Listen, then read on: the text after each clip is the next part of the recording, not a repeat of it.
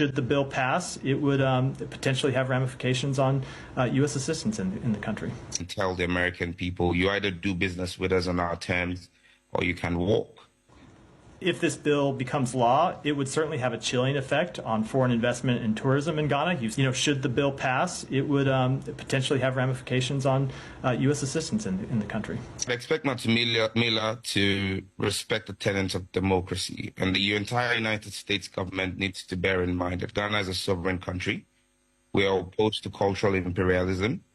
Just 2 weeks ago, the U.S. Department of State, when called upon to intervene in Israel, the Israeli campaign in Gaza Strip, said that it was not the position of the U.S. Department of State to intervene in the local matters of sovereign states.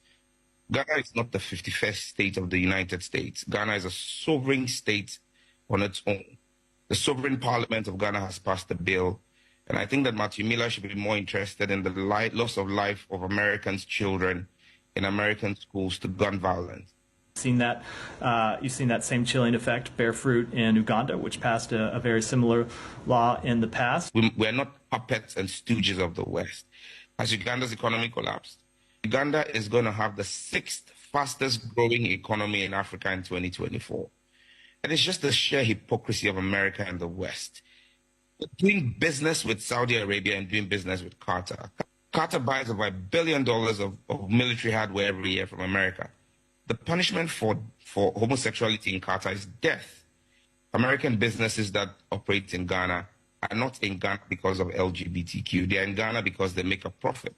If you're an American business working in Ghana and you turn $100 million in profit every year, if you think that because we are protecting our cultural values and saying no to LGBTQ, you want to lose $100 million in profit, pack up and go. Another company will come into Ghana and do business.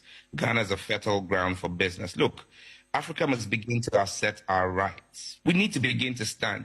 The American economy would not run and the Western economies will not run without African raw material. I think it's time we begin to look at adding value to our own raw material. Why should Ghanaian cocoa and Nigerian cocoa be traded on the New York Stock Exchange and not on the Ghanaian Stock Exchange and Nigerian Stock Exchange?